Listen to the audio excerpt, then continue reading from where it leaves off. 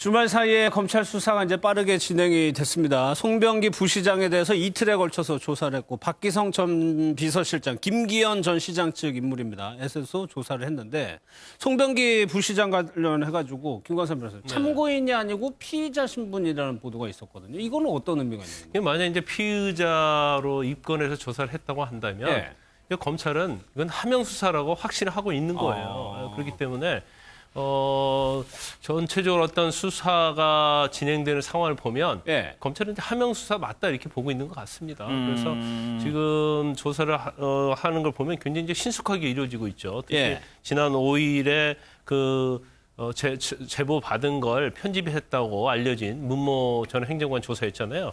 그들은 이제 송병기 울산 경제부시장을 2번이나 걸쳐 조사를 했고, 그 다음에 전 울산시장인 이제 김기현 울산시장의 비서실장, 이제 박기성 씨를 또 2번이나 조사를 했어요.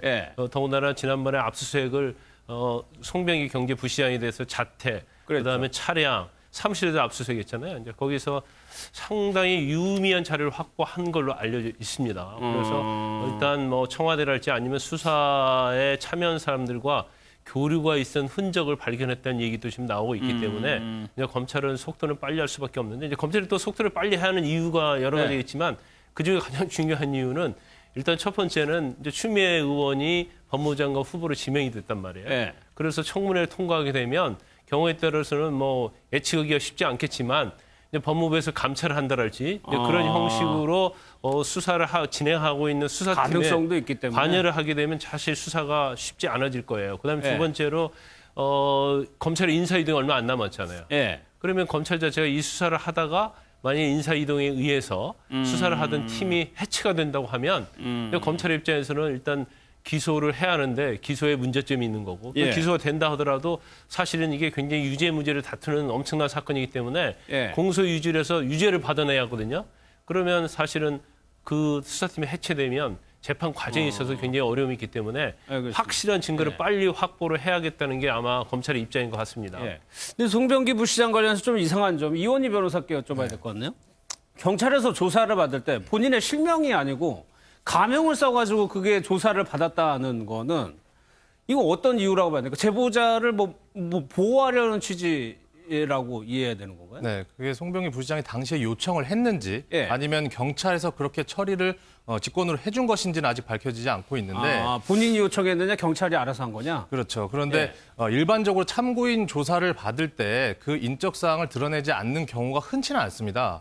뭐 성범죄 고소인이라든지 어떤 이제 보복의 우려나 또는 반드시 어떤 신상을 보호해야 될 경우에 그렇게 예외적으로 가명을 쓰는 경우가 있는데 지금 특정 범죄 신고자 등 보호법에 따르면 뇌물 사건이라든지 어떤 부패 범죄를 제보한 제보자도 가명으로 조서에 기재를 할 수는 있습니다. 그런데 이런 경우에는 반드시 검사에 보고를 하도록 되어 있고 신원관리 카드로 작성을 해서 보고를 하도록 되어 있습니다. 그런데 아마도 지금 그런 부분들은 나타나 있지 않은 것 같아요. 왜냐하면 검찰에서는 이런 부분에 대해서 오히려 질책을 했다 이런 보도들이 나오고 있거든요. 어쨌든 경찰에서는 송병기 부시장을 심지어 성도 다르게 김모 씨라고 퇴직 공직자라고 해서 이렇게 가명으로 표시를 했는데 이것이 한 3번 정도 진술 조서가 다 이렇게 가명으로 쓰여졌다는 부분 자체는 일단 경찰에서는 참고인으로서의 신분을 드러내지 않겠다라고 한 의도로 비춰질 수밖에 없죠. 조서상에 가명이 되어 있으니까. 그런데 이것이 결국은 검찰로 올라가서 만약에 기소가 된다라고 했을 때는 다 재판 기록, 수사 기록으로 현출될 수밖에 없는 것이고 이 조서를 누가 진술했느냐에 대한 부분은 나중에 드러날 수밖에 없는 부분인데 왜 이렇게 드러날 수밖에 없는 부분에 대해서 경찰에서는 가명으로 썼을 것이냐 의구심이 남을 수밖에 없고 이것이 애초 검찰로 넘어가지 않게 또는 기소가 되지 않을 것을 예정하고 가명을 썼다는 것인지 사실 굉장히 여러 부분에서 의문점이 남을 수밖에 없는 상황입니다. 검찰은 또요 김기현 전 시장 측 박기성 전 비서실장도 불러서 조사를 했는데 인터뷰가 있습니다. 어떤 내용인지 보도록 하겠습니다. 송병기 부시장의 어떤 그런 뭐 업체 관계자들을 만난다든지 이런 부분이 아마 큰 영향을 미쳤을 거라고 보시는 상황이신 거죠?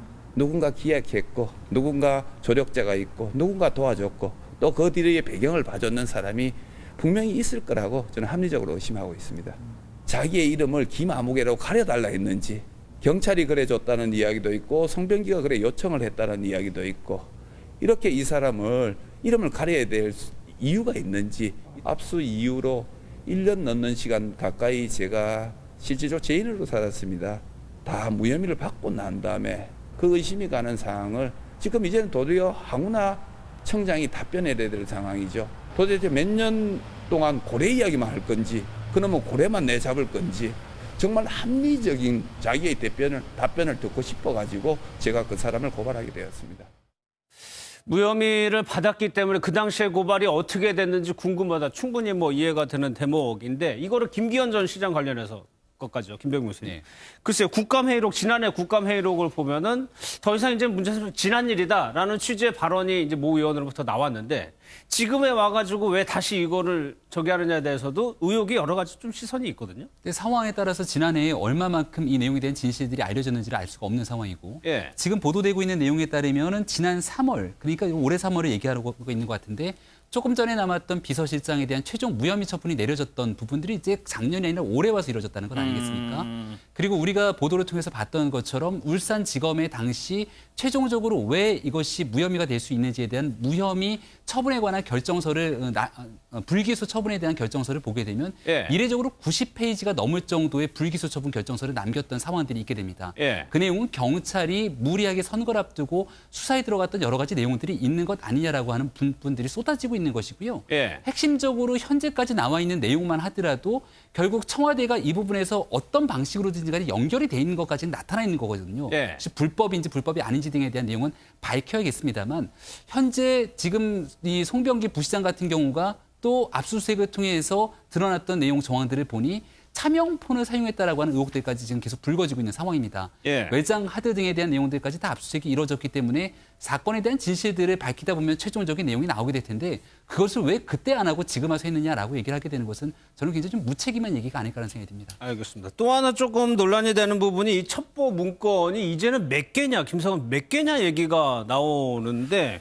홍익표 의원이 공개한 거하고 언론 보도에 나오는 것들하고 그 안에 들어가 있는 내용들이 조금씩 다르다는 거거든요. 그럼 여러 가지 버전이 있다는 얘기가 되는 겁니까? 그래서 이거 가지고 이렇게 단정적으로 추측하기는 어려운데요. 예. 청와대가 그 첩보를 입수했던 원본이 있을 거고 그리고 민정수석실에서 경찰청으로 넘어갔던 이첩했던 보고서가 있지 않겠습니까? 그렇겠죠. 그러면 예. 굳이 따지면 두 가지 버전밖에 없거든요. 두 개밖에 없는 거죠. 그러니까 예. 버전도 아니고요.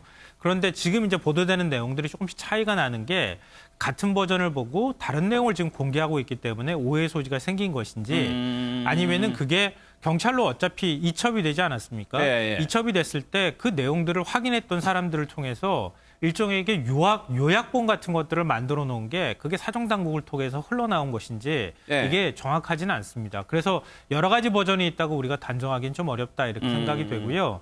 그리고 이제 방금 전에 말씀하셨지만 지금 이제 여러 의혹이 제기되고 있는 건 사실인데 예. 박희성 비서실장 얘기로는 이제 3월 16일 날 경찰이 압수수색한 게 박희성 비서실장과 관련해서 나왔던 의혹을 확인하기 위해서 비서실장실을 압수수색했던 거예요. 예. 근데 당시에 경찰이 수사했던 김기현 시장의 뭐 가족과 관련, 친인척과 관련되는 문제하고 비서실장 관련되는 문제가 사건이 크게 세 가지가 있었던 거예요. 예. 하나는 비서실장이 레미콘 업체 뭐 이권에 개입한 의혹이 있다. 이 부분이고요. 또 하나는 동생이 건설업과 관련해서 뭐 시행과 관련된 30억짜리 뭐 계약서가 있었다라고 했던 그 부분하고 그다음에 처이종 사촌이 관련돼 있는 후원금 쪼개기 문제 이게 네. 있는 건데요. 지금 황운하 총장도 얘기하고 있지만 2017년 10월부터 비서실장과 관련되는 혐의 외에 두 가지는 황운하 총장이 2017년 8월에 부임하거든요. 울산경찰청장으로 부임하고 난 다음에 토착비리라든가 뭐 부패 혐의와 관련돼 있는 사건과 관련해서 굉장히 강력한 수사 의지를 밝히고 예. 10월부터 이미 두 가지는 수사에 들어간 상황이라는 거예요.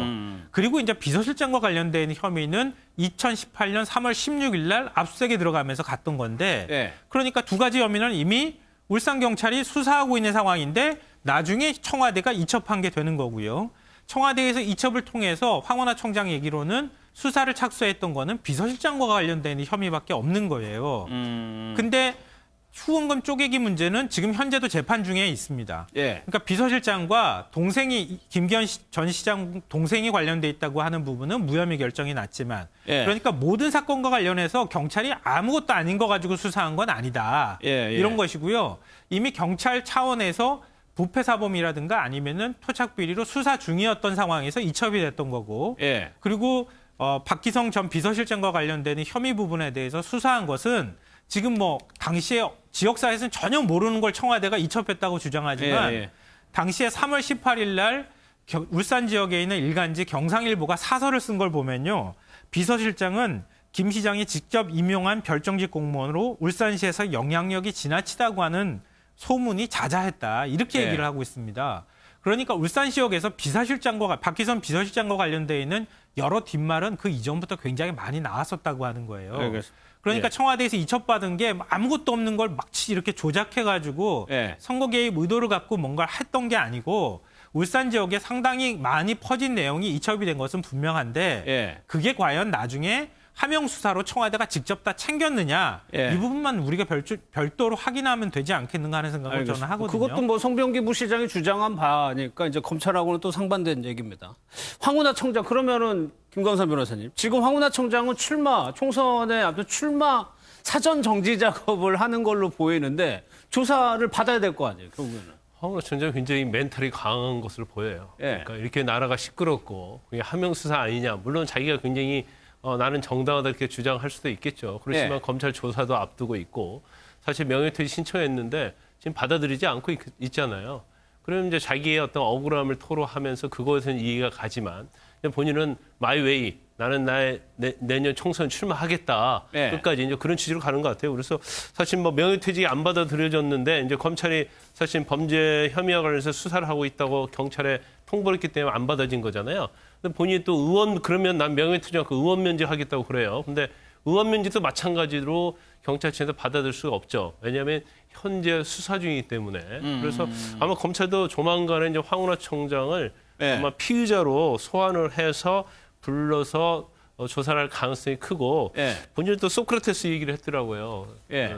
소크라테스는 이제 악법도 법이다 하면서 이제 법이 악법이다 할지라도 독배를 마시고 결국 뭐 죽은 사건 아니겠습니까? 그래서 거기에 비유를 하면서 앞으로는 계속 마이웨이를 하면서 이제 강하게 가겠다 이제 그런 취지인 걸로 보입니다. 알겠습니다. 유재수 전 부시장 관련한 수사 상황도 한번 보겠습니다. 지금 검찰에서는 김경수 지사까지 참고인 신분으로 해가지고 조사를 거의 다 마친 것 같은데 윤건영 시장도 뭐 한진 SNS에 보면 같이 방에 있었다고 보도가 됐던 분들 다 조사가 된 것 같아요. 그러면 김병민 교수 이제는 조국 전 장관밖에 남아있는 사람이 없는 거 아닌가요? 네, 맞습니다. 관련된 사람들에 대한 비공개 소환 조사가 다 끝났고 예. 여기 있는 분들 같은 경우는 텔레그램을 통해서 얘기를 나눠서 금융인사에 개입한 것이 아니냐에 대한 얘기인 것이고요. 예. 그것보다 앞서서 핵심적인 내용은 유재수 전 부시장에 대한 감찰 무마 지시를 누가 했는가가 핵심적인 내용인데 화면에 나오고 있는 상황처럼 이 박형철 반부패 비서관 같은 경우는 조국 전 수석을 콕 집었습니다. 다만 거기에 백원우 비서관의 이야기를 들었다라고 얘기를 하고 있는데 예. 백원우 비서관은 그저 묻는 얘기를 했을 뿐 나는 모르겠고 다 조국 전 수석을 얘기하고 있는 거예요. 그럼 예. 조국 전 수석 입장에서는 이러한 사람들이 주장에 따라서 똑같이 묵비권을 행사하고 가만히 있게 되면 사실상 민정수석실에서 일어났던 일이고 총괄적인 책임자이기 때문에 거기에 대한 직권남용에 대한 모든 혐의를 본인이 다 쓸 수도 있는 상황이거든요. 예. 그래서 과거에 가족에 관한 문제로 조사를 받았던 상황에서의 묵비권을 행사했을 때와는 달리 이번에 검찰의 조사를 받으러 가게 되면 뭔가 본인에 대한 상황들을 조금 더 자신 있게 얘기할 수 있는 것 아니냐. 그리고 핵심적으로 조국 전 수석은 유재수 부시장과는 직접적인 연관이 없다는 것이거든요. 예. 그럼 모종의 누군가가 연계되어 있는 상황에 대해서 분명히 설명을 해줘야 되는데 그렇기 때문에 윗선에 관한 문제까지 여기서 또 불거지는 것은 아닌가에 대한 얘기도 나오고 있습니다. 백원우 전 비서관 같은 경우는 회의를 통해 가지고 결정이 된 것 같다는 취지의 입장문을 낸 것 같은데 지금 언론 보도를 나오면 그거하고는 뉘앙스가 조금 달라요. 이 변호사님 보면은 이 얘기 보면 감찰 과정에서 직접 관여 안 하고 민정수석의 지시에 따랐을 뿐이다.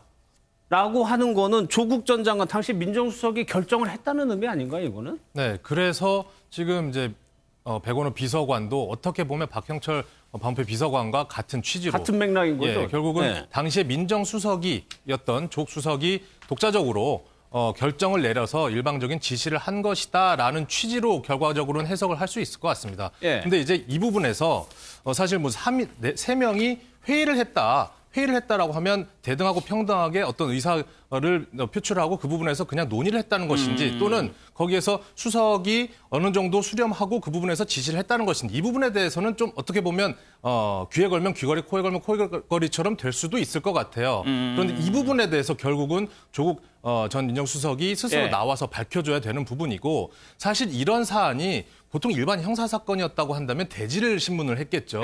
그래서 같이 불러다 놓고 이때 이렇게 했다는데 어떻게 생각하느냐 했겠지만 사실 사안의 성격상 그리고 각자의 위치의 성격상 그렇게 대지를 신문을 통해서 조사를 하기는 어려울 것이고 결국은 결과적으로는 조국 전 민정수석이 어떤 진술을 하느냐에 따라서 평가는 좀 달라질 것 같습니다. 알겠습니다. 이번에 과연 조국 전 장관이 입을 열 것이냐 그 부분이 좀 관심입니다.